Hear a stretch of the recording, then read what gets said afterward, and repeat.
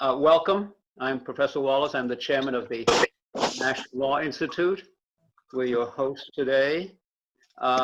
Many of you know that our work is principally in dealing with developing countries.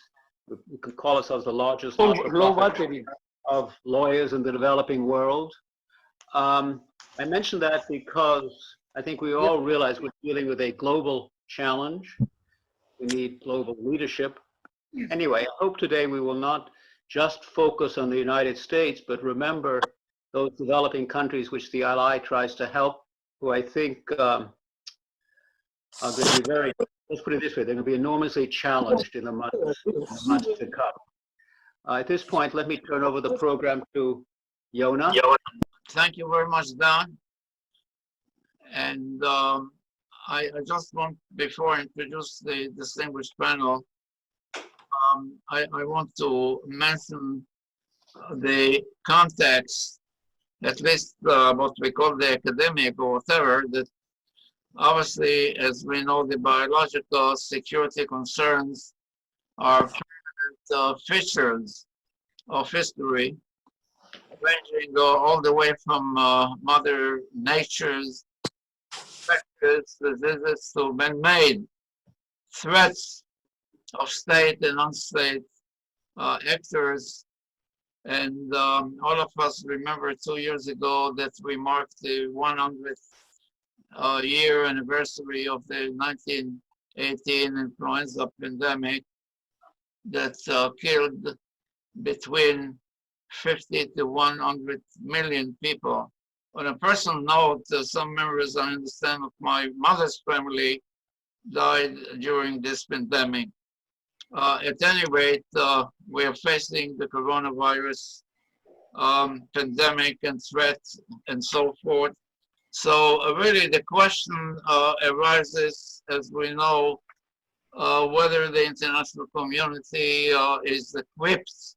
As Professor Wallace mentioned, the focus would be on the international community to identify and prevent or counter and respond to the coronavirus and other biological challenges.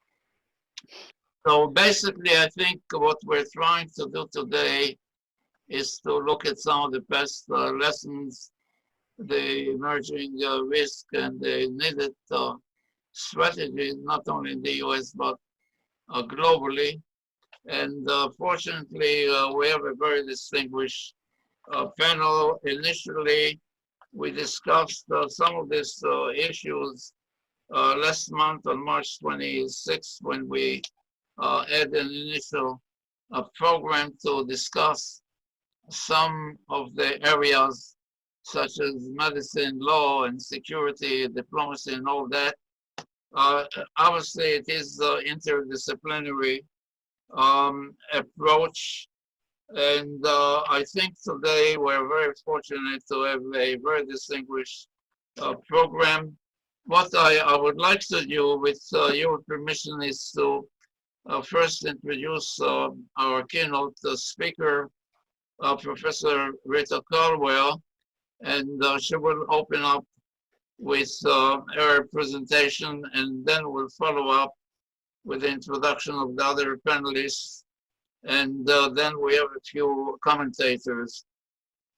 Again, very briefly, Professor Rita Caldwell is well known internationally because of her work over many decades. She's currently distinguished professor at the University of Maryland, College Park, and Johns Hopkins University, Bloomberg School of Public Health, and also a senior fellow at the Potomac Institute for Policy Studies.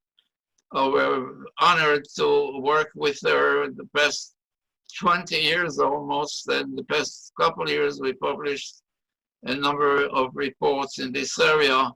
So Professor Caldwell will make her first presentation, and then we'll continue with our other colleagues. Well, thank you, Yona, for inviting me to speak at this Special Ambassadors Forum.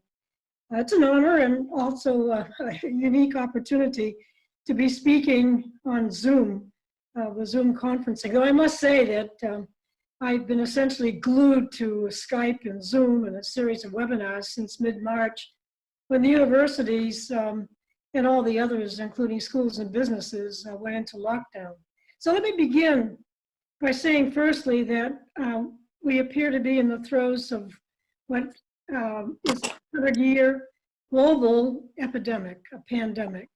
The last global pandemic being the 1918 influenza pandemic.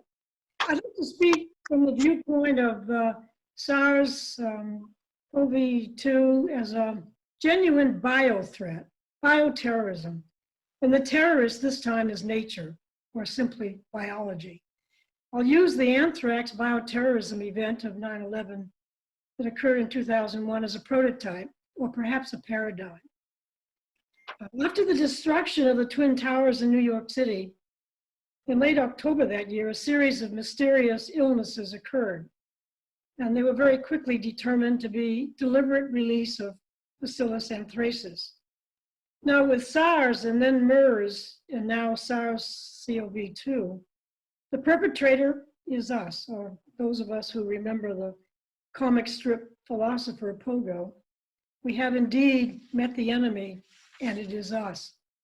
The source of SARS and SARS-CoV-2 has been traced to bats, perhaps transmitted to humans either directly from bats or from bats to civets to humans via a public marketplace in Wuhan, China. Peter Daszak and his team at EcoHealth Alliance in New York City have been working in Asia and the Middle East, and they've provided the best evidence for the source of COVID-19 as being really derived from bats.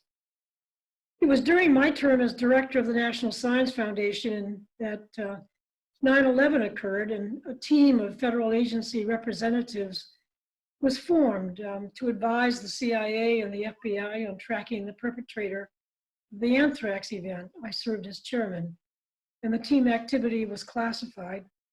And we served for 6 years, employing DNA analysis to successfully track down the source of the anthrax. Now, of course, we have the enormous power of DNA and RNA sequencing to detect, identify, and confirm infectious agents. And so let me illustrate what this involves, at least the method. And so if I could have that first slide, it demonstrates the ability to extract the DNA and then to take the community DNA, run it through a sequencer. It can be any sequencer. And let's go to the sequencer in the next step. And then once we have the sequence reads, we match them up with a very massive database, the next step. And this massive database allows us to identify and determine the actual characterization by matching up with the microorganisms in the database. And then this gives us the ability to determine the presence of genes that code for antibiotic resistance or for pathogenicity properties. And so ultimately the success is that it allows us to identify and characterize very accurately microorganisms. Now that's an area that I've been working on for the last decade. It's clear that the value of sequencing and the rapid PCR test, the polymerase chain reaction, allows detection. And what we've been able to do by understanding all of the microorganisms in the gut, on the skin, in the lungs, is that this is really a very powerful tool, a bioforensic tool. As you can see from this particular chart, the gut flora, on average, in China is distinguishable from individuals in Spain and from Tanzania, etc. So this becomes a powerful public health bioforensic tool, but also a measure of being able to determine health and well-being. So that's enough for the slides. I just wanted to demonstrate that it's a very powerful tool.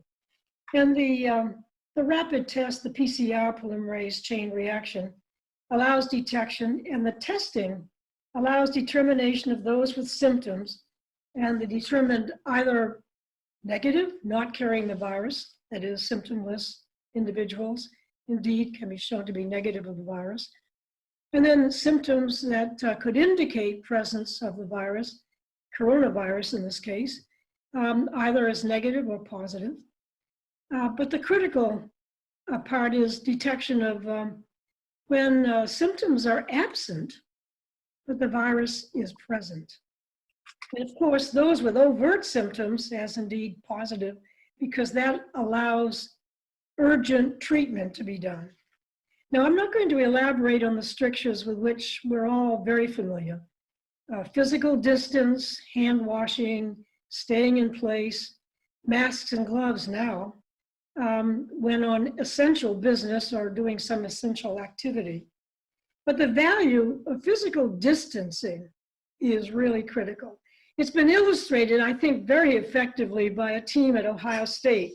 What they've done is to place ping pong balls on mouse traps set to activate. And they activate on contact. And the mouse traps are all lined up very close to each other. And then you drop a ping pong ball on, and all of a sudden, there's this chaos that ensues with ping pong balls flying in every direction as the traps are sprung. But when you repeat the experiment and you place the traps with the ping pong balls spaced apart, and then you drop a ping pong ball, there is no catastrophic event. It's an excellent demonstration of the value of distancing and what happens when you don't in terms of transmitting the virus.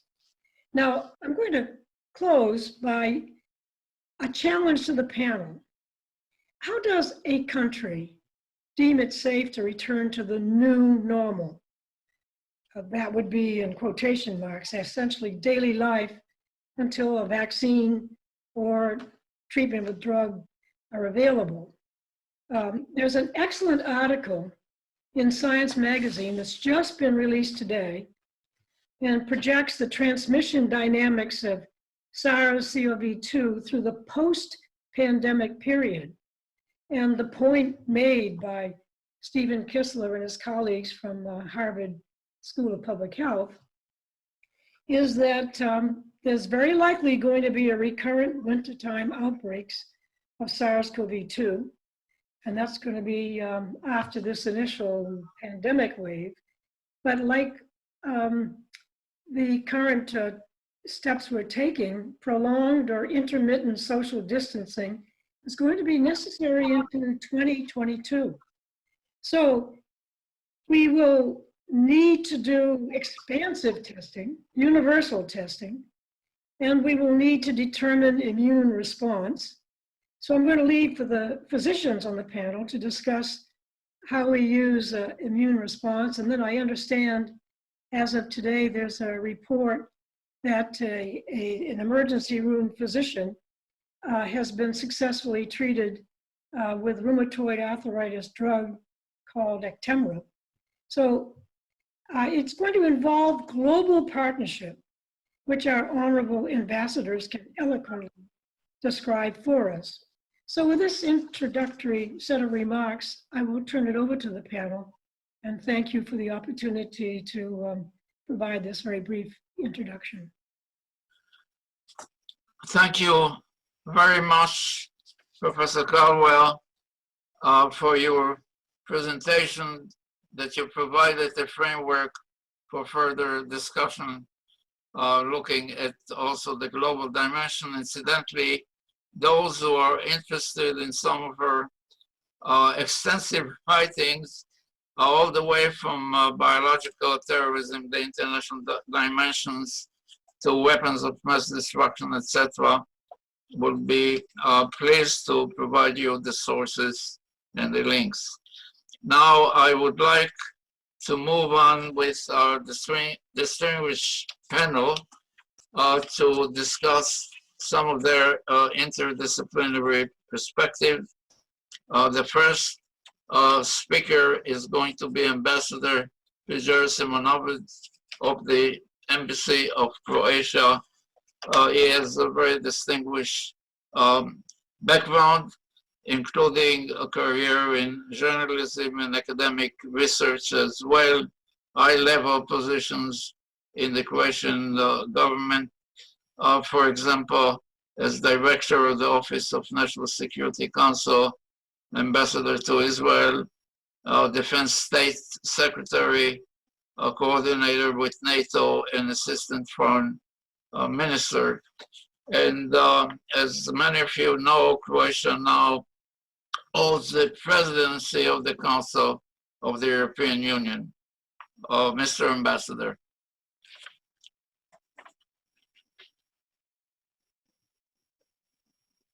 Professor Alexander, Professor Caldwell, Professor Wallace, ladies and gentlemen, my pleasure being here. Not necessarily a pleasure discussing this topic we had to simply address, but that's the way it is. And let me. Can you hear me? Yeah. Let me start by developing what I would like to do, to develop a few themes defining where we are now. In an intersection between the diplomacy, international affairs, national security, and the economy. And maybe I should start. I wish to start by saying that what would not seem to be particularly functional, or what necessarily is something I wouldn't like to do. And this is to apportion the blame, to enter into a blame game, to do the finger pointing across the borders, searching for scapegoats. What I would advocate, what we would advocate, is certainly to have a more constructive, forward-looking approach. Having said that, we have to think necessarily about the lessons learned. The lessons learned in this very hard moment when we are in the middle of it all, and the different countries, different people, different groups of countries have different experiences, different responses, different results. The results in a scientific sense and in a political sense, in an economic sense, if you wish, are incomplete. And overall, we can certainly have some lessons learned when it comes to the scientific side, concluding, as it had been concluded a long time ago, that an unhealthy intrusion into the wild, unhealthy connection between the wild animals, domestic animals, dietary practices can spell a disaster. We knew, and now we know also, that the international community and the nation states should be having more transparent and stronger, faster reporting mechanisms. That is what we all know. We will be getting back to that in the years to come. But my line of business being national security and international affairs, I would primarily focus on that. And in that regard, we have to conclude that what we have seen and what we are still seeing is a lack of coordinated and efficient global response, international cooperation. We have been lacking efficient multilateral mechanisms. There is no meaningful international response. There is a big question mark over the existence of the international community as such. In all our cases, the initial response and the response even at this stage is overwhelmingly national. So while at the same time, we and the EU is of a strong opinion that this is indeed a global pandemic requiring a global response. That is applicable within Europe, meaning that we need more Europe for addressing this crisis and similar crises, and that we also, when discussing about the international community, we don't need less. It's not that we need less international community. We need more international community, more multilateralism, more coordination, and that is valid as of now, when we are in the middle of crisis, and it would be as valid when we will be facing recovery. That is something which needs to be coordinated and supported. And it's hard to think about in a systematic fashion, maybe what are the lessons learned when, again, while we are not having complete results, and while we are in the middle of it all. But particularly, and this is particularly relevant for our countries, which are all of our countries are affected. Some of them are coping better, some of them are not coping so well. But we think we have to think not only over the horizon once this particular crisis passes eventually, but what comes next within the crisis, and that is how we should be jointly able to support the most vulnerable. Africa is getting more and more focused in terms of the being exposed to the contagion, and at the same time not having by far not having the instruments which are at the disposal of a more developed world.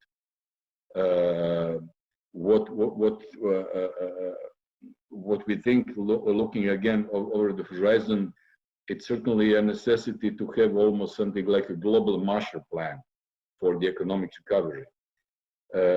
We see a necessity of having the EU, European Union, and the United States in the lead. We see the US as an indispensable, crucial global actor. The US has been in the lead throughout the modern history we have been living from during the Second World War and after.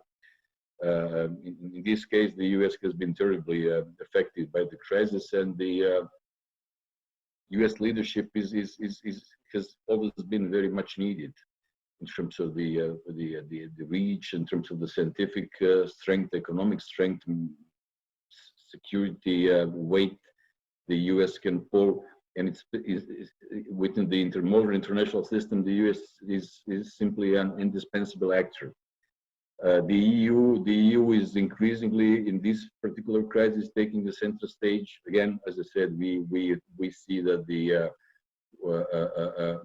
within the European context there is a necessity of a strong Europe, of a strong European coordinated reaction when it comes to the apportioning the medical supplies, controlling borders, exchanging scientific endeavors, working jointly and with other global partners. And again, the US by nature has always been the strongest and simply the natural partner for Europe, and this alliance across the Atlantic has all the benefits for all other players in the world, particularly in dealing with this particular crisis.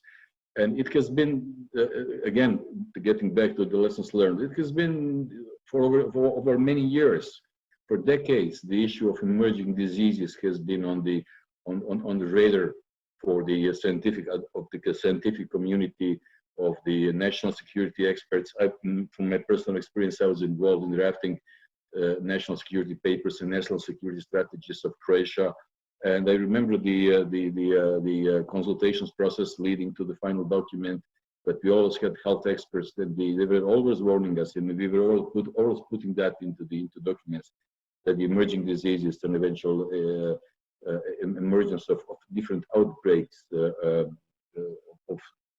of the similar or the same nature we are facing now is something we should be bracing for. And now it as always, it came as a surprise. It came as a surprise. Everything comes as a surprise. I think that is in the human nature, that we are always surprised. From the political perspective, I think there are a political and economic perspective. I think there are two, again, on top of dealing with what we have at hand, what we have to deal with in an emergency fashion, and that is the stress, the pandemic. to flatten the curve and to finally to neutralize the contagion is to think that while doing it, we should preserve democracy. We should keep the human rights, and certainly we should not allow this crisis to have dangerous spillovers into through the economy, maybe through the ideology, into some nasty political fallouts and aftermaths once this particular crisis passes, and everything passes, as you know. This one, I was just asked the other day, one of our leading epidemiologists leading the Croatian fight against the coronavirus, what is in her opinion the realistic best case scenario? Professor Caldwell, you may be particularly interested in hearing that. She said, well, we didn't know, of course, but you can never know. The experience with SARS earlier was that it was again very contagious and very, very deadly, and it suddenly disappeared. So we can never know. This particular virus, I guess, and I'm a social scientist, I'm a national security expert, I'm not a biological or medical scientist, but it may stay with us for a while. We have to assume that it will be staying for us for a considerable future. That by finding a vaccine, finding an efficient cure is an absolute priority. But it may, again, we simply don't know. We know at this stage, again, we just know what we don't know, and we don't know much, I guess. Thank you very much. I'm open for the discussion. Thank you very much, Ambassador, for your message focusing on strong European leadership and more global coordination. And the interdisciplinary aspects are important. We're coming back to some of your issues, and Professor Caldwell later on, after we complete the first round with our speakers. And I want to thank you also personally and professionally for your contribution to our security challenges in the Balkans and your contribution to that. Now I'm going to invite Professor Megan Delaney to make a presentation. She is Associate Professor of Pathology and Pediatrics at George Washington University and the Chief of Pathology and Laboratory Medicine and Medical Director of Transfusion Medicine at the Children's National Medical Center. And we want to thank her also for her contribution to our studies on biological terrorism. Professor Delaney, please. Hi, Dr. Alexander. Can you hear me okay?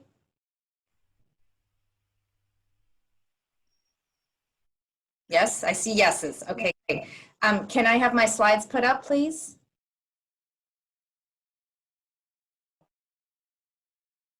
Thank you. So this is me. Next slide, please. So I'm going to give you a perspective from a laboratory here in Washington, D.C. I run the laboratory at Children's National, and we're a 323-bed hospital. You can see the rest of our numbers here. Next slide. So why, what is the importance of the laboratory in the global pandemic? And I might be stating obvious things, but when you pull the curtain back, which is why I have the picture there, the SARS-CoV-2 does not have a specific proven treatment nor a vaccine at this point, and this is the very nature of pandemic novel disease. And really, we have to know our enemy to be able to fight our enemy. And so really what has happened and has been my lived experience for the past couple of months is that it's thrown the laboratory, which usually is a bit behind the curtain, into the spotlight for many different things. But it has really become, because there's no treatment, there has been an enormous focus on testing, because that's the only way we can see our enemy and then work to contain it using our traditional techniques of containing pandemic, which is social distancing and other social measures. Next slide. So I'm going to tell you about 4 specific laboratory issues that really are public health issues. But, you know, from the perspective of myself as a pathologist that runs a laboratory. So the very first thing to hit us was the blood supply. What happened, I can tell you the story from Seattle, and it really took place as wildfire across our nation, is that once the virus was known to be in a city, the companies closed down, and those businesses and school closures led to blood drives being canceled, which makes perfect sense from the perspective of wanting to accomplish social distancing. But more than 70% of the blood for the nation comes from blood drives. This is when blood donor staff take their equipment out to a company or to a school gymnasium and collect blood. And so what Seattle saw over a period of about 5 days was a significant drop in their blood collections, more than 60%. And what they did, again, they were the very first city to have a pretty broad infection going on in the community, was they called into our national pandemic or emergency response system for blood. And what happens is that the other blood suppliers around the country ship blood to the region. And that quickly was able to support the city's needs. Because remember, when something like this is happening, there's still patients in the hospital with cancer, there's still motor vehicle accidents, there's still emergency surgery, and blood transfusion, there's no replacement for blood transfusion. So the disaster response system for our country actually worked pretty well for that situation. But then what happened is that it's a pandemic. And so it's unlike a hurricane or when 9/11 happened and when there is mass casualty and the other blood centers can ship blood into the region, when you're dealing with the entire nation being impacted, it really has taken a lot of media and a lot of social media and re-education of the public to please continue to come out and donate. So in fact, for Children's National, I actually created a letter which we can provide to our donors to say, to carry with them or on their phone to say where they're going when they're coming to donate blood. Because without blood, the hospital and healthcare would really be very crippled. So I'm very also happy to say that our blood supply right now is very healthy. We've had an enormous turnout and sensitization of the public because of the media and the recruitment efforts that we've really increased lately. So the point of this, though, is that when it's pandemic, when it's really impacting the entire country and the entire world, you can't rescue each other, and blood supply really shows that. Next slide. So the second, third, and fourth issue are all about testing for COVID. So, you know, really what the beginning issue, I'll call the second issue, is test availability. The way that the public health laboratory systems work in our country, as a very brief sketch, is that the CDC and the Department of Health laboratories in the states, they test for and confirm infectious disease pathogens in their laboratories that either to a level that usually the hospitals don't do, or for certain emerging infections that would not make sense for a hospital to do that kind of testing. So for instance, leishmaniasis is a rare disease in the United States, and so you don't usually do that testing in your own laboratory. You would probably send that to a Department of Health or CDC laboratory. So what happened with COVID is it started in that scenario, that it's a rare disease, it's emerging, and it started in these government laboratories. And then what happened is the FDA put on top of that a regulation called the Emergency Use Authorization Process, or the EUA. And this is quite a barrier for a laboratory, as a hospital laboratory like mine or any hospital laboratory. We are regulated under CLIA, which is a high complexity lab. Typically, whenever I bring in a new laboratory test to offer to patients here, I have a lot of regulations and requirements to make sure that the test is performing correctly, but I do not have to submit it to the FDA. But with coronavirus, the SARS-CoV-2 virus, we were forced to do that, or to wait for a company who was doing that for us to get through the process. And I will say for absolute certain, it did slow things down. It was done to make sure that the testing was correct, but I'm sure you also heard on the news that the CDC assay itself had some problems at the beginning, which they then sorted out.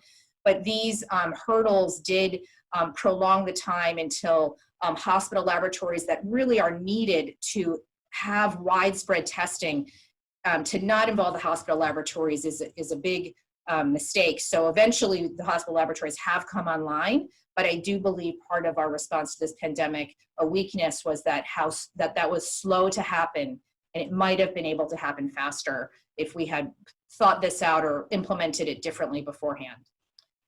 Next slide. The third issue is about the testing is the test supply availability. And specifically what I'm talking about here is if you see one of our staff members here, she's collecting a swab in full PPE, and she's holding a little vial of viral transport media. And so the collection kits, which are the swabs and the tubes with the media in them, have been in very short supply. And what you see on the other side of the screen is that our research institute actually pulled the recipe for viral transport media. We made this plan about 3 weeks before we got low on supplies, and then we had them make, that's 1,000 tubes right there, make those tubes of media for us. And interestingly, our own Department of Health ran out of the media, so those are actually being shipped to the Department of Health. So just to show the wonderful thing that has been positive about coronavirus is the collaboration between all sorts of groups, from my research institute to the clinical lab and as well to the Department of Health is just one example. But those test supply availability is a real issue. Next slide. The next issue, the test supply availability continuing on, is actually in the laboratory itself. So these are pictures from my laboratory. These are 3 different pieces of equipment, laboratory equipment, that run the viral SARS-CoV-2 assay. And you can see, I put some numbers here, but what has happened is that the reagents or the supplies, you can see the SARS-CoV-2 foil package, that we don't have enough of those. So even though I have the machine, and it's true for all of these instruments here, and these are some of the instruments you've heard the task force on the news every day talk about. We have those, some of them, but we're not able to obtain enough because the industry does not have enough manufacturing ability, because they also have supply chain issues. And so these are just describing if I would be able to do, with the machine on the right, 540 tests a day, but I only can do 20 to 30 a day because of the number of cartridges that they can supply. And just so you know, the Washington Post came and interviewed me, and that there's a little 2-minute video there that explains each of these instruments and what they do. So if you want to watch that, I'm sure that Dr. Alexander can share that with you. Next slide. So the fourth issue is patient access. And besides being diagnostically important, this is really epidemiologically important. And so this is actually a picture of our pop-up collection site. It's located on the campus of Trinity University here in Washington, D.C. And what you see is a line of cars coming in, and the 3 white tents are our 3 collection centers, where, kind of like a pit stop on a racetrack, the car, first of all, the patient to come needs to have a prescription by their physician. And this is only for children under 22, because Children's National takes care of children as their mission. And so they come to the front by the blue van. They get told to wait, and then they are told to come to one of the 3 tents, and then the paperwork is exchanged, and then the collection is done of the child. We've learned that collecting children in car seats actually in some ways is easier. And then off they go. So we've been able to expand access to our community, and we're really proud of this work. Next slide. And here is our CEO, Dr. Kurt Newman, explaining the site to our mayor, Muriel Bowser, and then the whole team. When you look down at the picture down below, we're socially distanced there in the picture, but the president of Trinity University is there as well. So it was a wonderful partnership, and we continue to collect the samples for patients at this site to serve the district. And we're also, this serves the district, Virginia and Maryland. Next slide. So my last slide is my recommendations for the next pandemic, and to add to the topics that we can discuss during our comment period at the end of this session, is that our laboratory plans should be layered into our pre-existing plans for disaster and pandemic response. I do think that we need to consider how we can streamline regulations to allow hospital laboratories to come online faster to support access to testing. And I do think that we really need to consider our stockpiles on the national and international level, that these should be diverse materials. They should be actively managed. And I think that we should consider if our industry partners, as I showed you, I have a lot of supply chain issues because the industry can't keep up with the demand, that if industry should be required to participate in some sort of stockpiling as well. So my last slide, just one more slide, I think. Just a warrior quote that, I do feel like we are, have been in a war, in the fog of war sometimes. And really that, I think the laboratory's perspective is, if you know your enemy, you can help to vanquish your enemy. And it's been a wonderful learning experience. We have much more to learn. And I want to thank Dr. Alexander and the Potomac Institute for inviting me to give some comments today, especially with this illustrious audience. Thank you so much. Dr. Alexander, I think you're muted. Can you hear me now? Yes, Yes. we can now. Yeah. Okay, great. Maybe I should scream, but at any rate, thank you very much for trying to emphasize the importance of the lab, the blood drives, and the supplies availability, the patient's access, and some of your recommendations. We really appreciate that. We appreciate the Sun Tzu also quote, obviously, that we try to learn from the past. The tragedy is that we learn from the past, that maybe we don't learn from the past, and this is one issue that we have to consider. So thank you very much again, and we'll come back to you a little bit later on. We're going to move on to Dr. Richard Reff, who participated in our earlier event on March 26th. Welcome again. Dr. Reff is orthopedic surgeon and is a sports medicine specialist dealing with sports issues, sports medicine committee, for example, of the US Olympic Committee and other committees. And he will present a view of a practitioner and some of the other concerns. Dr. Reff. Thank you, Yona. First slide, please. It was a nice segue that you just spoke. Actually, in the from a historical perspective, sometimes there's the silver lining in the black cloud. My grandfather was a recent immigrant to the United States, and in 1917, he'd been in the United States for 4 years, and actually it was the Spanish flu that saved his life.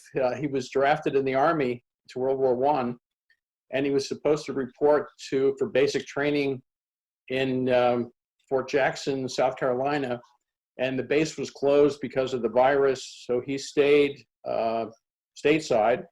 And some of his brothers actually went to France during World War I. That was the rest of the story.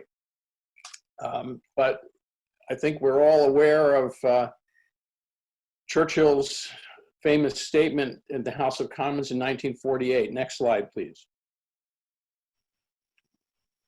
So what about lessons learned? Have we learned anything? Have we forgotten? Or are we just ignoring things? I came across this in preparation for today. Next slide.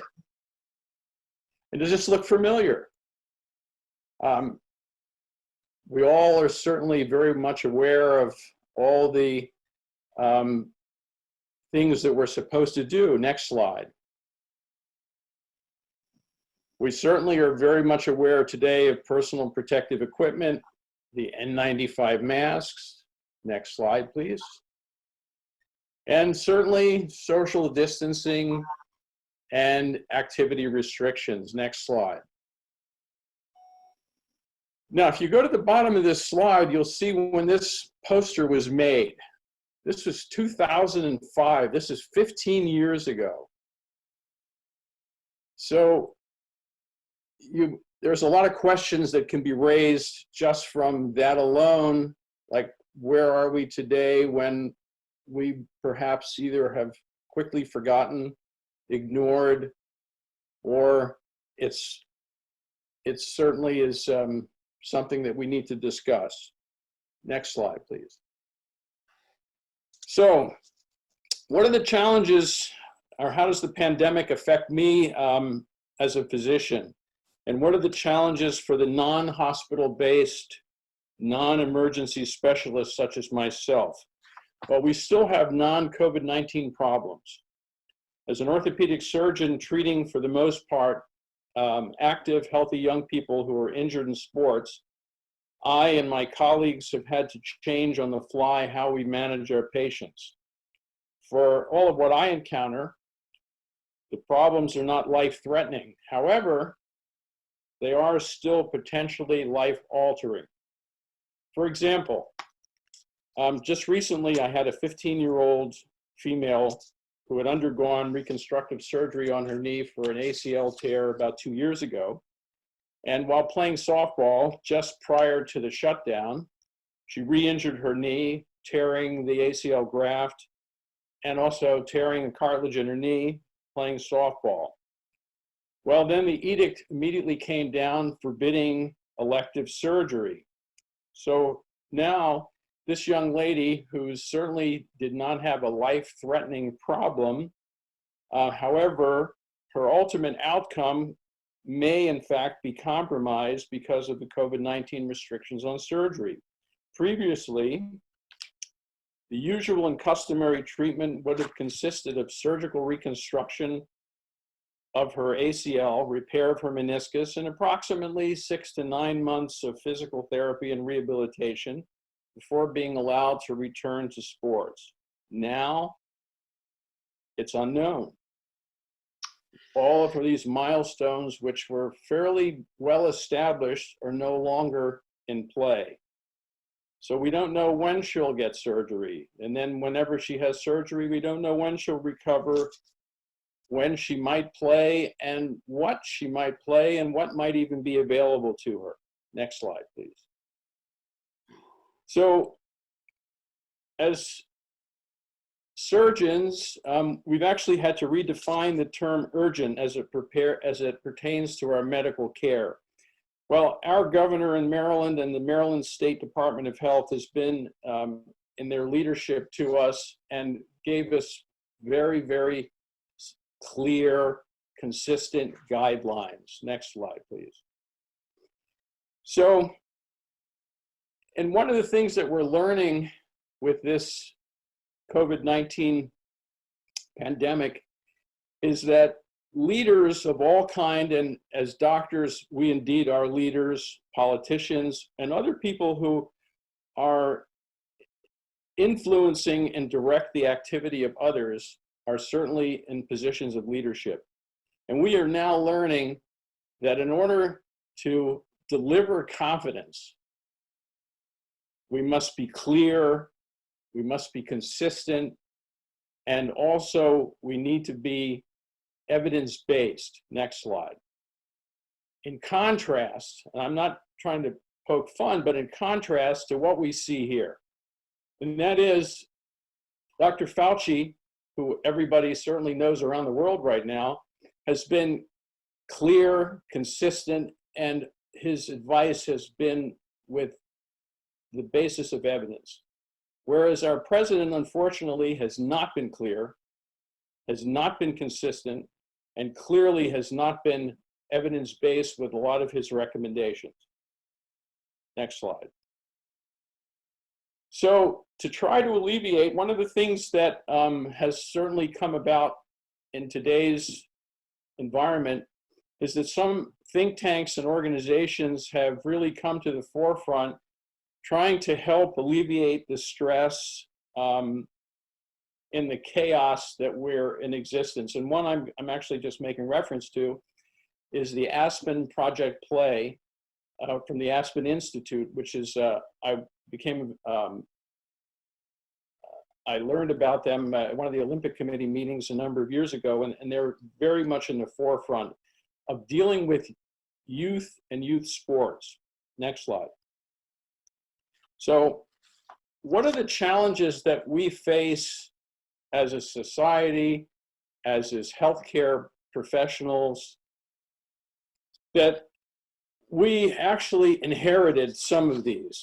Well, for example, childhood obesity, which is a huge problem in the United States, potentially is not going to get better because of this pandemic, because kids are not being given the opportunity to be as active as they perhaps once were.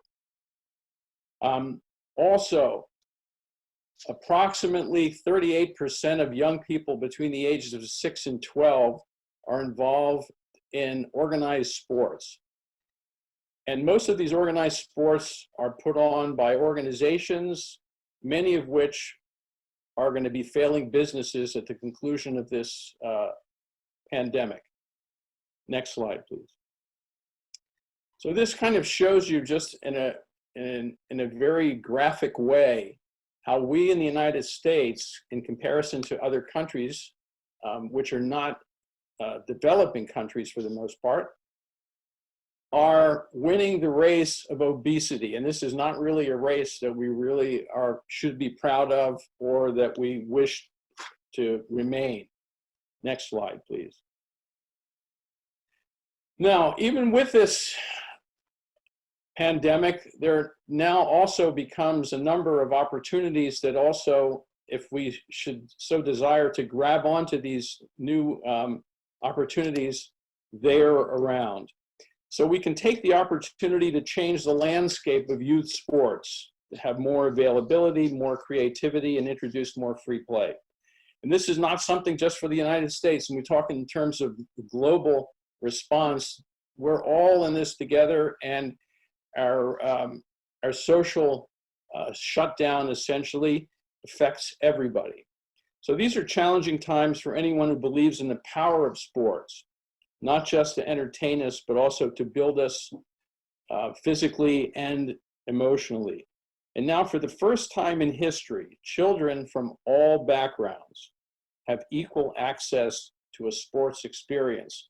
Unfortunately, that sports experience is none. School sports are off, as is school itself. Children are often cooped up at home, and last year, about 38% of kids played a team sport on a regular basis, and today that's surely close to zero. Kids are losing their social, emotional, and cognitive benefits from sports. And in the absence of sports, we realize more fully than ever how much we want sports in the lives of our children. We can already see heightened enthusiasm for certain things like outdoor recreation. Hiking, biking, running, and other activities were allowed when people can maintain a safe distance from each other. And we're also seeing an explosion in the 21st century in the usage of virtual training apps on the computer. So what can adults do now to prepare for when the games return?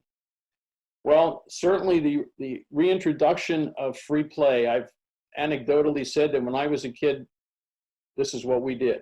We went to the schoolyard after school. We made up our own games. We created our own rules.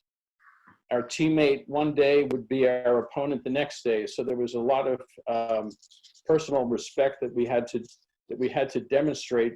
We had to occupy the same space on a daily basis.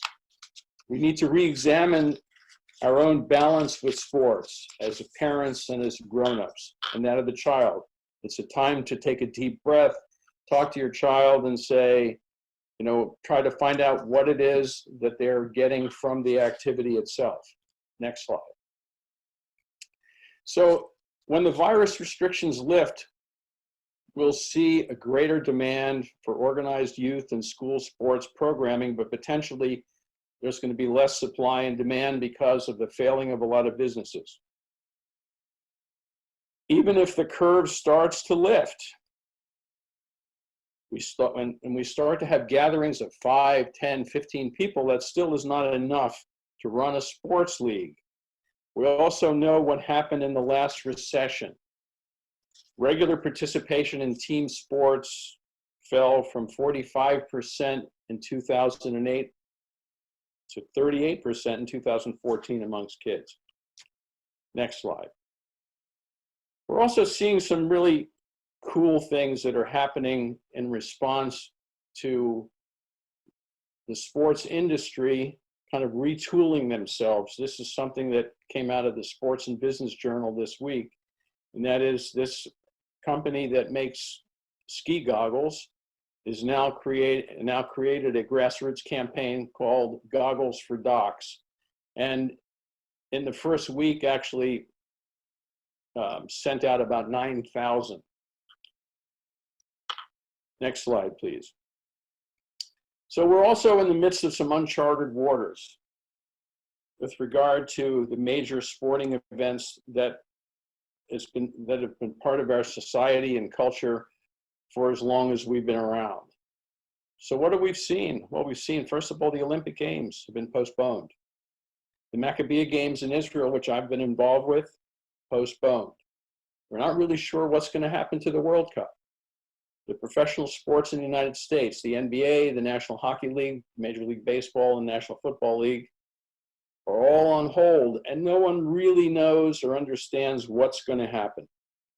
Basically, we have challenges of, we don't know what the risks are, but we have to try to think of ways of balancing the risks, making people aware of the implied risks that might occur if we all have to gather together. We don't know what the status of testing. We don't know. There's so many things we just don't know right now. But I also, in the way I treat some of my patients, I always talk to them about what I call the seatbelt principle. And that is, when I talk to a young person about wearing some protective gear, they say, well, when you get into a car, what's the first thing that you do? I said, well, I put on my seatbelt. I said, well, why do you do that? She said, because that's what you're supposed to do. I said, well, do you expect to get into an accident? No, but if you do, you're better protected. So that's what I call the seatbelt principle, taking logical, reasonable precautions based on clarity, consistency, and on evidential basis. Next slide. So in conclusion, I also think that when all else fails, use common sense, and that can get us through a lot of choppy waters. Thanks very much. Thank you very much, Dr. Reff. Can you hear me? We can hear you, Jonas. Yes, I can hear you.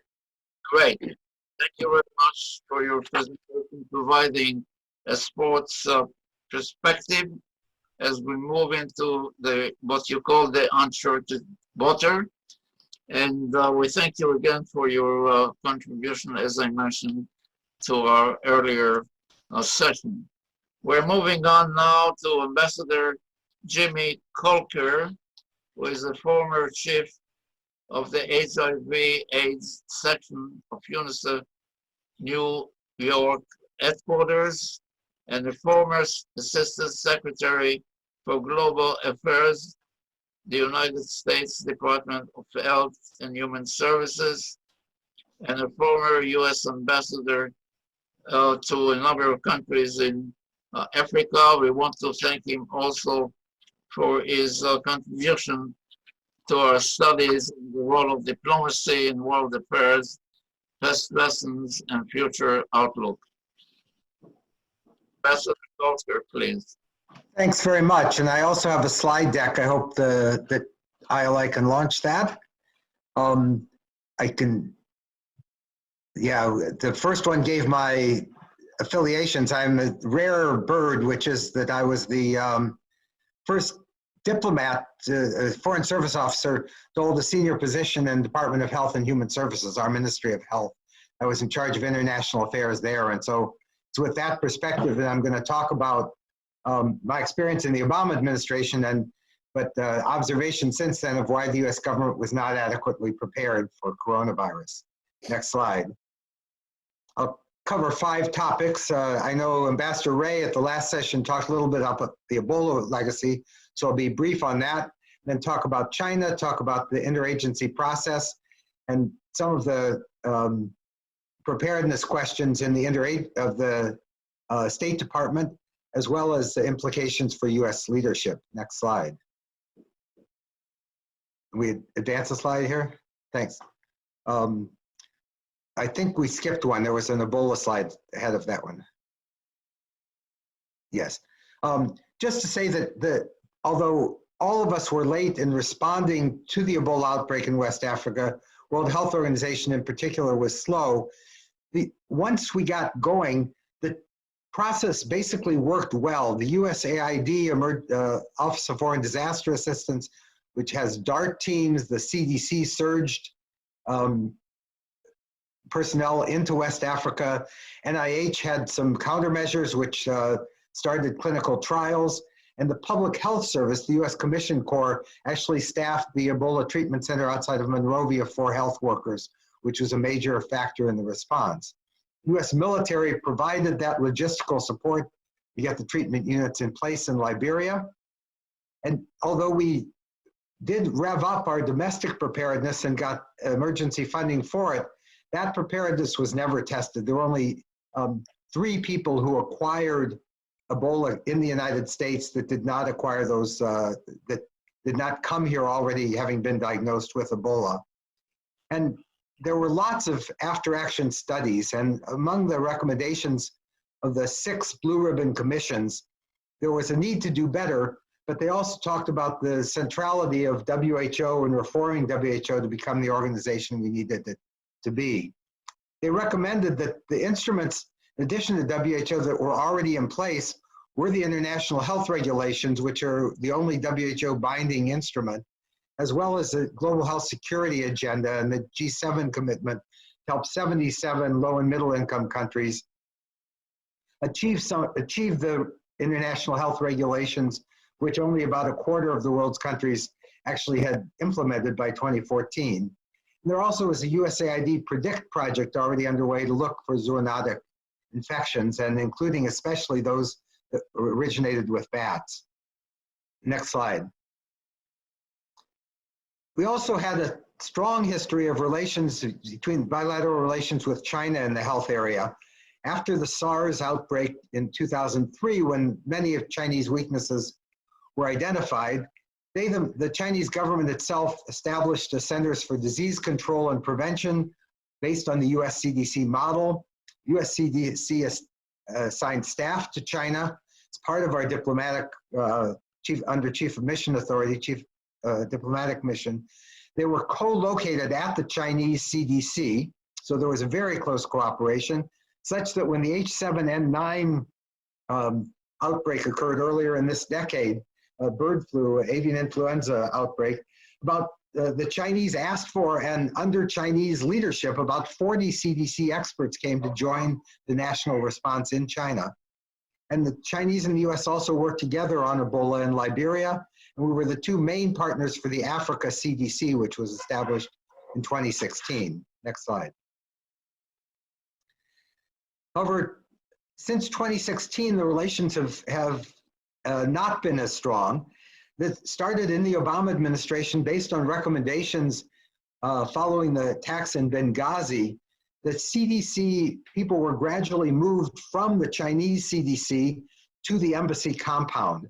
As Ambassador Ray knows, and we've talked about this on other fora, this was a worldwide phenomenon. It wasn't particular to China, but it is a big disadvantage in not being outside embassy walls and in direct communication with your counterparts in the host country. And that, as we'll see, had some consequences for the coronavirus response. There also was a legacy that the Trump administration seized on, that the Commission for National Health and Family Planning in China, which is their Ministry of Health, is very much established and connected with the one-child policy. And it meant that the the Trump administration asked the Health and Human Services to reduce our footprint in China, and trade disputes, which are very closely connected to trade in health supplies and the initial pharmaceutical ingredients for our drug supply and so on, were very much part of the trade discussions as well. And so the CDC staff, including locally employed staff, between 2017 and today were reduced from 47 to 14. And the last embedded CDC position was abolished. There's no one any longer at the Chinese CDC. And this was particularly important because it's a program called Field Epidemiology Training Program. And that FETP program had American CDC experts working directly with young epidemiologists in China and working on programs to do exactly the kind of surveillance that was needed during the coronavirus outbreak. And in February this year, when the embassy evacuated non-essential staff, all of the FDA and NIH staff who were posted in China were also evacuated in part of this embassy drawdown.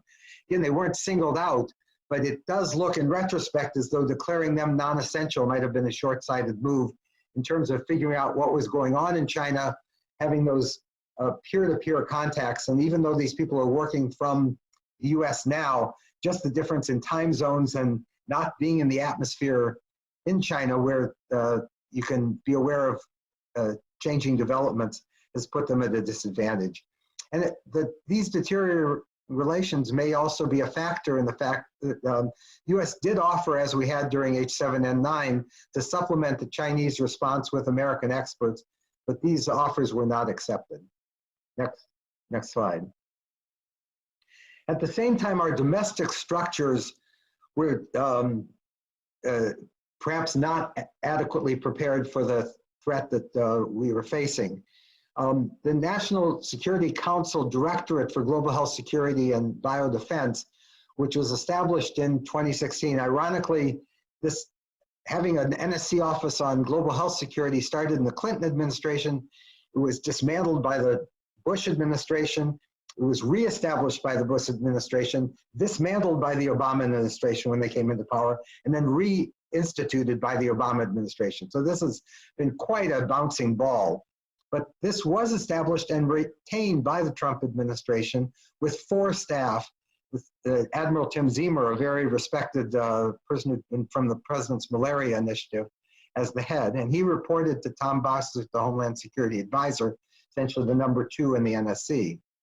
But when John Bolton became National Security Advisor early in 2018, he immediately abolished the jobs of both Bossert and Ziemer, and people were sent to other directorates within the NSC staff.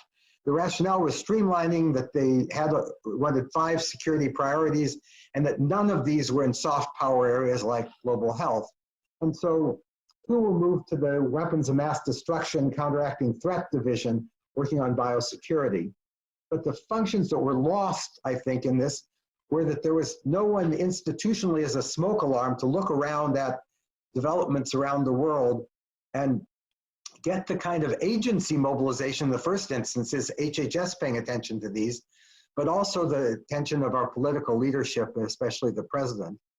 And also, many people don't realize that the group of 7 summits are prepared entirely by the White House. The staffing is done, centers around the Sherpas who are at the White House. And without a White House office responsible for the health security, those issues did not get priority on the G7 agenda. And as you may have seen, although there was a document released, it was not a formal document of a G7 agreement because we couldn't even agree on the name of the virus to be responded to. Next slide. The people on the National Security Council staff did contribute 2 very useful documents, a National Biodefense Strategy and a National Health Security Strategy. Next slide. These strategies anticipated that if there were a threat as of the kind that we have now from an outbreak or epidemic, that there would be a task force chaired by the Secretary of Health and Human Services, and that the coordinator would be the HHS Assistant Secretary for Preparedness and Response. organization called ASPR within HHS. And when I saw this, having been at HHS and having been part of the response during Ebola and Zika, I realized that some of the perhaps handicaps that this would have. One is that HHS is an intensely domestic agency, but which really does not have a mandate to look at US economic or security policy or its impact. Also is a technical agency. It really does not easily get the attention of the president. And there, in fact, were personality clashes between the HHS leadership and the White House and OMB at the time, early this year, when this task force was mobilized. HHS within the government doesn't have the convening authority that the White House has, or even that the State Department has on issues that affect international affairs or security policy. And I know from my experience as a Foreign Service officer at HHS that there's very little knowledge there in the leadership, as there didn't need to be, about how the State Department or DOD or even USAID work. And significantly, for those of us who've been in the diplomatic world, the Health and Human Services Department can't instruct embassies. We can't send a message to ambassadors saying, pay attention to this or please report on that. Next slide. So that task force did not prove to be what the government needed and was replaced by a task force led by Vice President Pence. The HHS secretary, the CDC director, and the ASPR were not even always members of that task force and were not at the press conferences where they reported results. The health input came from two very talented scientists and communicators, Tony Fauci and Debbie Birx. So the point of view of public health doctors was represented. But as we see, there was no single spokesperson, there was no coordinated message, as Dr. Raff has just referred to. And because the international health area was not well represented, in addition to the G7 example, there was, I think, not appreciation of what WHO was trying to do in and with China. There was not knowledge that was brought into this of how international supply chain and export and import functions work. For instance, our liaison with the only people in China authorized to export personal protective equipment to the United States, that was one of the people evacuated. So we had no one who could even communicate standards for US equipment to the Chinese authorities that could approve export of that equipment, which has been a bottleneck to this day.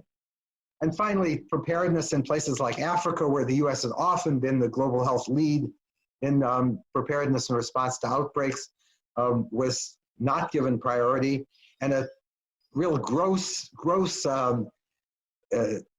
neglect of migrants and humanitarian emergencies where the risks are high and there's no one at a global level looking out for the people who are in those difficult situations. Next slide.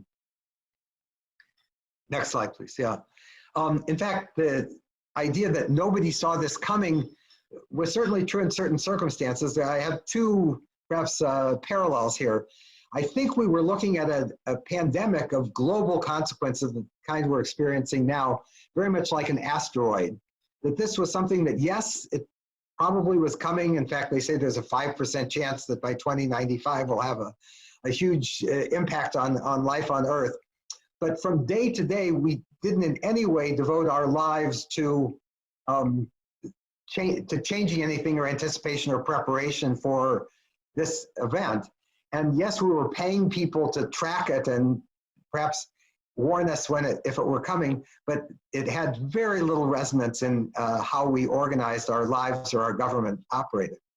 I think the more appropriate parallel is terrorism. Just like outbreaks, there are dozens of terrorist incidents a year.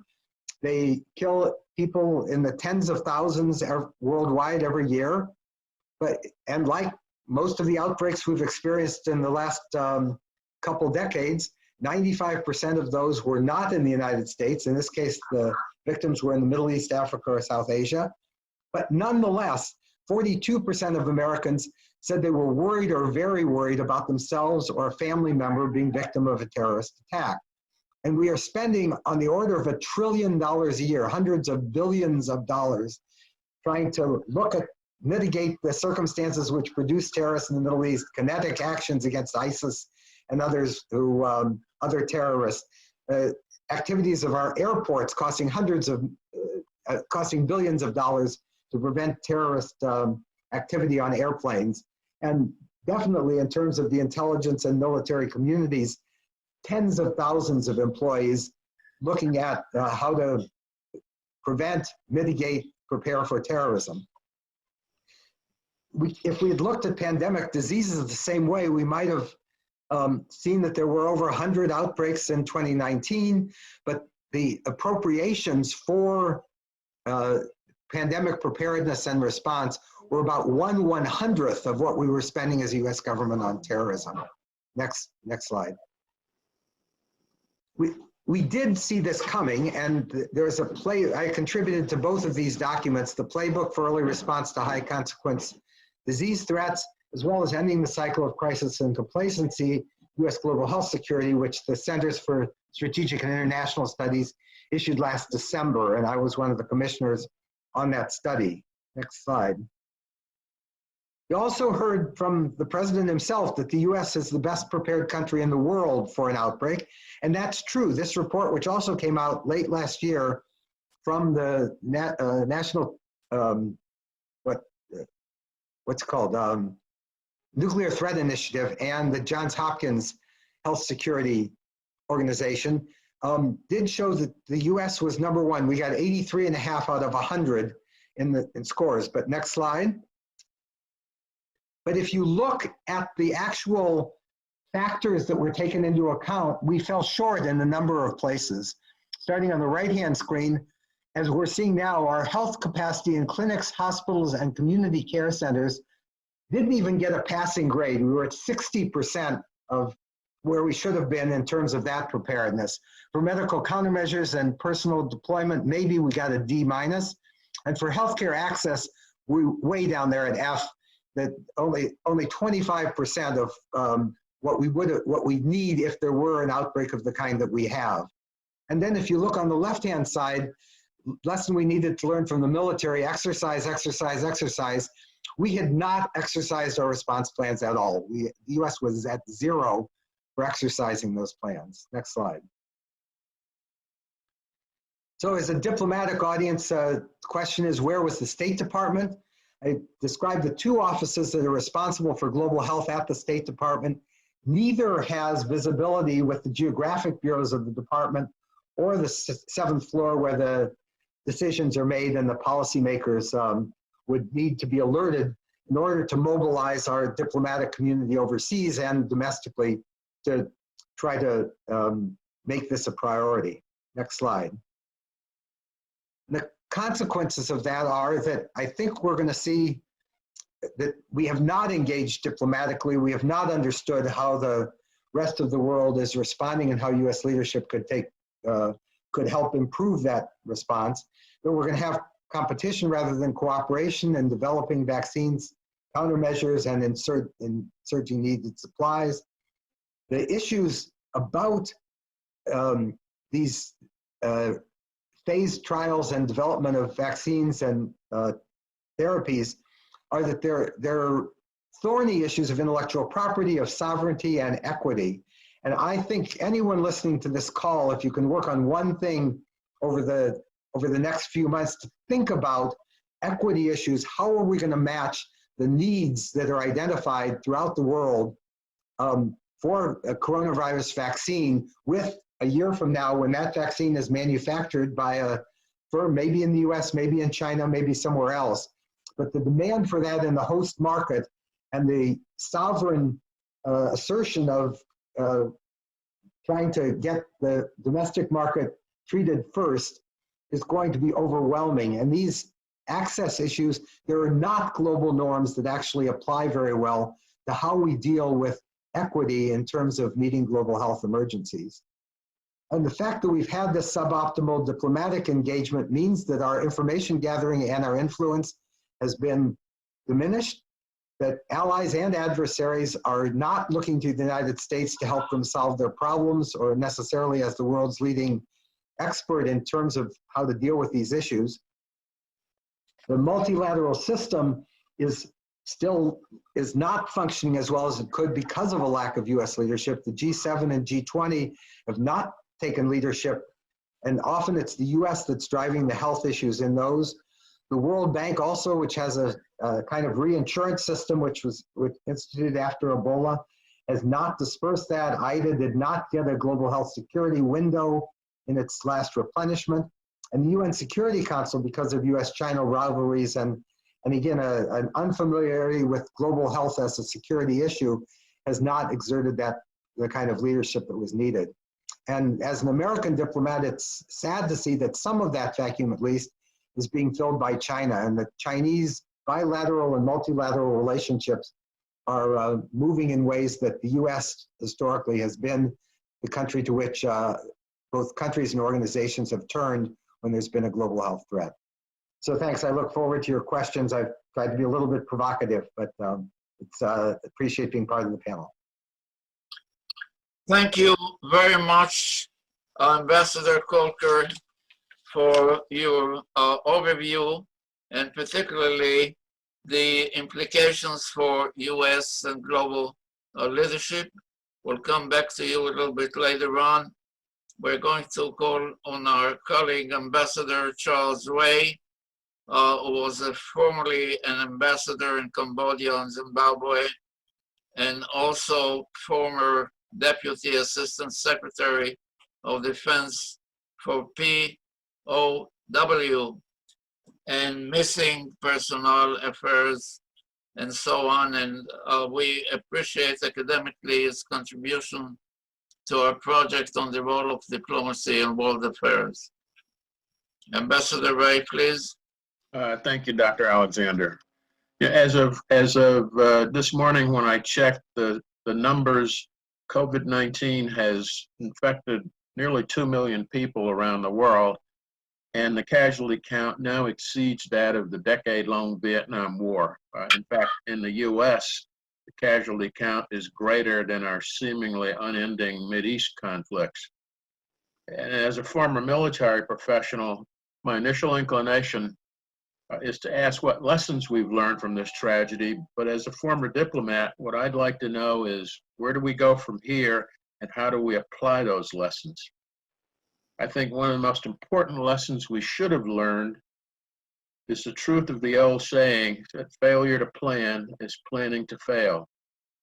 Humanity's continued encroachment into the habitats of other creatures make, in my opinion, such incidents as this inevitable. And we have a fairly extensive history already with SARS, Ebola, and some of the other viral outbreaks.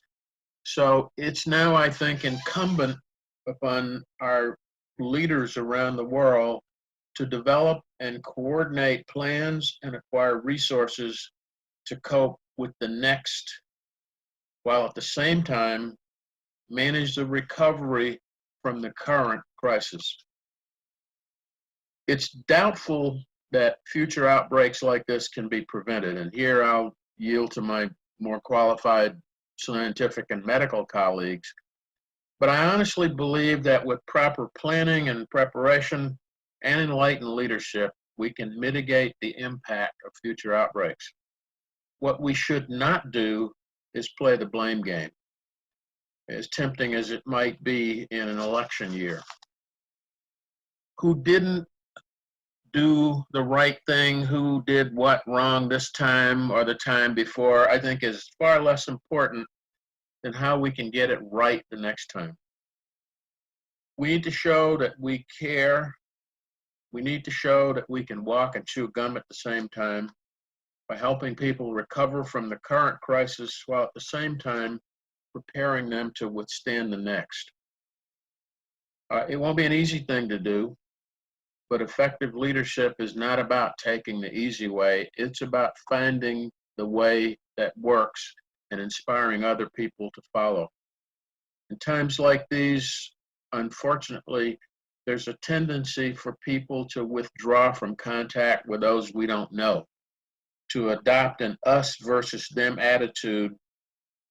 While I think maintaining physical distance or social distancing, if you will, is important in controlling the spread of an infection, social distancing should not mean communications distancing. Effective cooperation and coordination at the local, regional, national, and international levels is essential to be able to successfully defeat an enemy that's invisible to the naked eye, that respects no borders, respects no ethnicity, no income level, and no political affiliation. To limit the spread of infection, we have to stand apart, but not stand alone. Now's the time to strengthen our international alliances, not sever them. In the words of Benjamin Franklin, one of the United States' first diplomats at the signing of the Declaration of Independence in 1776, we must all hang together, or most assuredly, we will all hang separately. We don't know now if Franklin actually said those words, but it's a safe bet to say that in the face of the common enemy of the time, the thought was on many minds. In today's world, humanity again faces a common enemy, a viral infection that imperils lives on a global scale. History can teach us lessons. We need to weather the next pandemic, and we can learn not just from things that we got right this time, but from our mistakes as well. It behooves us to take the lessons of history to heart. As Dr. Reff said earlier, in Churchill's 1948 paraphrase of George Santayana's comment on ignorance of history, if we don't learn from history, we are certainly condemned to repeat it. That's something I don't think we want to do. Thank you.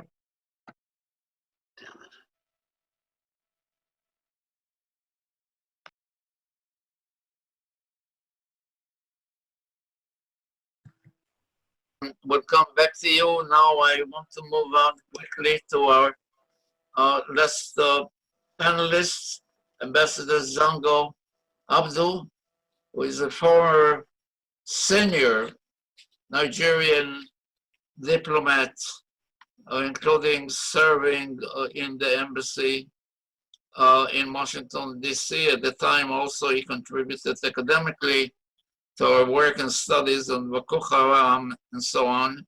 Currently, he is a country manager of the United States Institute of Peace in Abuja, Nigeria. Welcome, Ambassador. Hello. Can you hear us? Yes, I can hear you loud and clear. Thank you. Yeah, good evening, and thank you for having me. Quite a lot had been said in the reflections, especially by my colleague ambassadors, and I will avoid repeating myself by highlighting some of the key issues. Undoubtedly, COVID-19 is perhaps the most devastating challenges facing the most devastating challenges facing the global community today. And I cannot agree more with the first ambassador of Croatia, who highlighted that one of the biggest lessons to learn has to do with our level of global cooperation. The multilateral cooperation is absolutely very important, and COVID-19 has shown that gap is lacking, and I think we need to really do more. Some of the leading countries, the United States, the EU, that need to lead in this campaign really dropped the ball along the line. So one of the biggest challenge is this multilateralism that is required. Now, if you look at the current situation, especially for us in Africa, the COVID-19 really is a major challenge in Ebola, we had a wonderful response, particularly in Nigeria. But the magnitude of the COVID-19 pandemic, the spread, if you like, quicker spread of the pandemic virtually left most of the countries with no idea whatsoever, and especially in the face of decrepit and very, if you like, outdated health infrastructure. So this has been a major challenge. So really, one of the major requirements here required is the response. The response has been largely mixed, largely due to the complexity of the whole incident. And many of the countries really, with very little resources, have to resort to what they could do. In Nigeria, we were able to immediately fall back to our Ebola response mechanism, which we put in place, even though a little delayed, but it worked for us. There is currently in place lockdown on major cities, Lagos, Abuja, and Ogun. 3 of those constitute 70% of the infection rate in Nigeria. There are 20 states that have now have incidents of COVID-19, and in those states also, the governors have instituted several restrictions. Some have lockdowns here and there. But the major challenge now is the lack of coordination between the federal and the state government, which is also something prevalent in the US. There is a very strong debate over who has power to do what in terms of opening up restrictions, opening up the economy. We have similar things here in Nigeria, even though there is a sense of unity in terms of recognizing the need to have this lockdown. The major issue with the lockdown really is the issue of palliatives. Majority of Nigerians are informal sector. They work daily to earn a living. The bulk of them must move out to engage in one trade or business or the other. The lockdown essentially will cut them from doing that. And that means they will not be able to earn a living. And this is a major challenge. So government has introduced palliatives to ameliorate their sufferance. But in a country where you have over 80 million in extreme poverty, this COVID-19 has presented even a bigger challenge, because even without COVID-19, you need to address that 80 million. And so these palliatives, as good as they are and well thought, they will not go far enough. They have not gone far enough. And clearly, when the president addressed the country yesterday evening to extend the lockdown in Abuja, Lagos, and Ogun, he increased the palliatives from 2.4 million to 3.6 million. And if you are looking at 80 million in extreme poverty, 3.6 million is just a drop in the ocean, but nonetheless, is something. So basically, that's where we are. One of the major issues which was clearly raised by all the ambassadors here is that a big lesson to learn from this COVID-19 is the fact that we are united by our common humanity.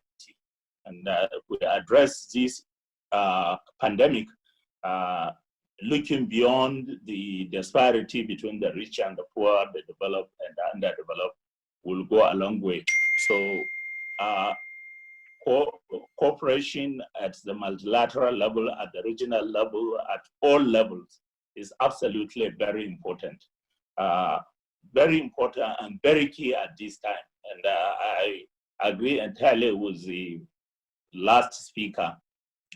If we fail to do something, then we will regret it. And so it's very important that we look at this. Then the other thing, another lesson we have learned is in the context of Africa, is the fact that unlike in the developed world, where you don't have to do much to tell people the need to lock down, the need to do social distancing, there is so much to be done because of the level of illiteracy.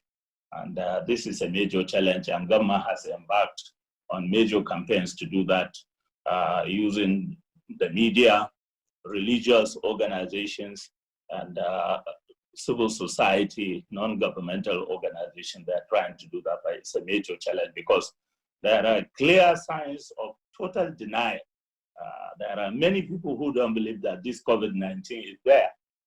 They think it's a scam to either prevent them from practicing their religion or pursuing their daily life. So that's another major challenge.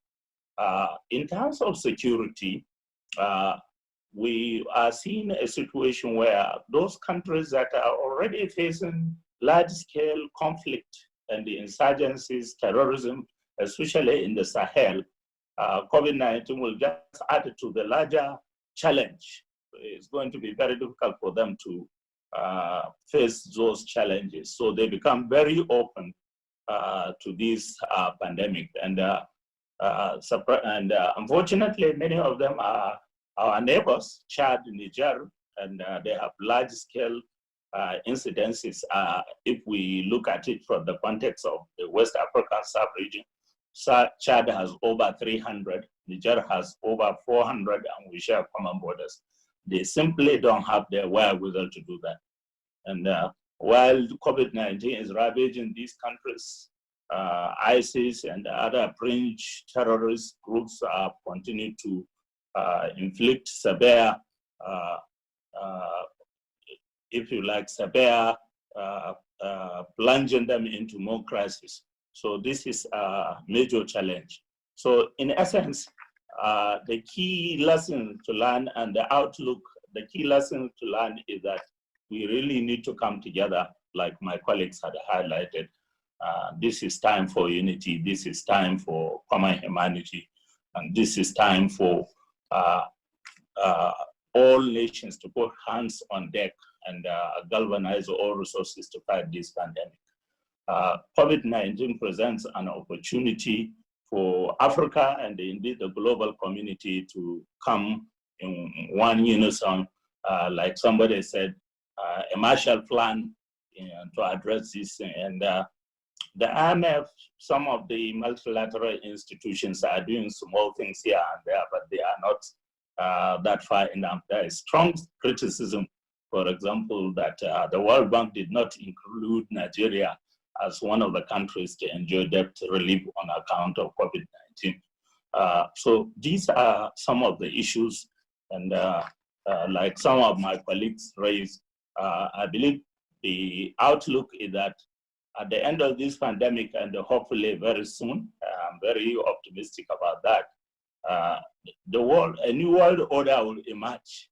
And it is my hope that it is now a world order that will remove or make a paradigm shift from this difference between the developed and underdeveloped, the West and the North and the South. It will now be a world united by common humanity so that we address this pandemic, because this pandemic has really united us. It has flattened all the perimeters of measuring development. I want to thank you for the opportunity, and I will hang on for your questions and comments. Thank you so much. Thank you very much, Ambassador Abdul, for your insights and the message, the key message that it is time to come together. Together we're going to be better. And your interdisciplinary actually discussion all the way from the political, the economic, diplomatic, and so forth. So thank you again, and we'll be obviously in touch later on. I hope if we do have time, we have to move on to our commentators. Dr. Peter Rudik. Is Peter Rudik there? Yes, I'm here. Oh, wonderful. I'm delighted that you're here. And we certainly would like to hear from you in your role as a scholar and assistant law librarian of Congress for Legal Research. Also, we're grateful for your contributions over the years to our studies. Well, as the only current federal employee, I have to start with saying, please don't hold my employer responsible for what I will be saying, because I'm here on my own. And after saying that, I would like to thank you for organizing this event, for arranging such an interesting discussion, and all speakers for sharing their views on what was done and what can and needs to be done to win this fight against coronavirus. What was especially important in this discussion, speakers showed the variety of approaches to the problem. We heard how to tackle the virus from the point of view of scholars, physicians, diplomats, security professionals. Similarly, based on their background, they shared with us what can be improved in the post-pandemic world. Even though we are learning a lot, most of the consequences of this pandemic are still unknown. It is clear that the impact of this pandemic on our lives will be far beyond just the medical or biological field. It will affect social, political, geopolitical, economic, and many other aspects of life. This is understood by many, and that is why we witness today the appearance of multiple studies trying to assess and predict our future developments. Most of them say that our world will be reshaped dramatically. Some foresee a further weakening of democratic governance. Others predict that all socio-political practices of the past, except of only recently created, will be gone. Our speakers today demonstrated a balanced approach, and that reminded me of a recent article by Richard Haas in the Foreign Affairs, where he says that what is going on is not a turning point, but a way station on the road. Definitely, many things will be reshaped. Many trends which were evident in the last years but didn't shape into a formal transformation will be reinforced. We at the Law Library are working usually on studies on foreign, comparative, and international law in response to inquiries from our users. Just when all these things with COVID started, we were asked to look at what foreign legislative and judicial bodies are doing in order to adjust their work to current necessities. What arrangements were made by national legislatures to ensure their work during the COVID-19 pandemic. Similar study was conducted about the courts. We should remember that these are institutions where traditions are thoroughly preserved and continuity of procedures is an important factor. And we found that many countries have special rules for legislatures aimed at facilitating their work in times of emergency, such as meeting outside of the capital like Norway, extending legislative time limits in Kenya, Mexico, Turkey, for example, simplifying or expediting legislative procedures in Germany, Israel, Malta, Switzerland. Apart from Germany, laws of the surveyed countries didn't designate a subgroup of legislators with developed power to respond to emergencies. But whereas quorum requirements still apply in many jurisdictions. Beyond quorum requirements, several legislative bodies employ or envision employing pairing or proxy arrangements to minimize the number of physical votes required in times of emergency, while maintaining equal representation. While travel of members and staff may be restricted, operational arrangements include utilizing video conferencing and other electronic means to maintain legislative activities, formulating special voting procedures to reduce attendance, providing new accountability measures where legislative activities are interrupted. In order to continue function, remote deliberation system was established in the Chamber of Deputies in Brazil. In New Zealand, for example, procedures have been adopted allowing a limit of numbers on proxy votes that may be cast, allowing oral questions to be lodged electronically, and allowing decision-making in other electronic forms. Many countries are exploring options to maintain legislative operations with fewer members present. For example, in the UK House of Commons, only frontbench MPs and a limited number of others are permitted to enter into the Commons. Many interesting initiatives are under consideration in our Congress also. Similar developments occur in the field of judiciary. Many countries are switching toward using video conference option in trials. Some, like Australia and New Zealand, conclude agreements on accepting a cross-border testimony. Norway stopped all oral arguments and converted all hearings into remote proceedings.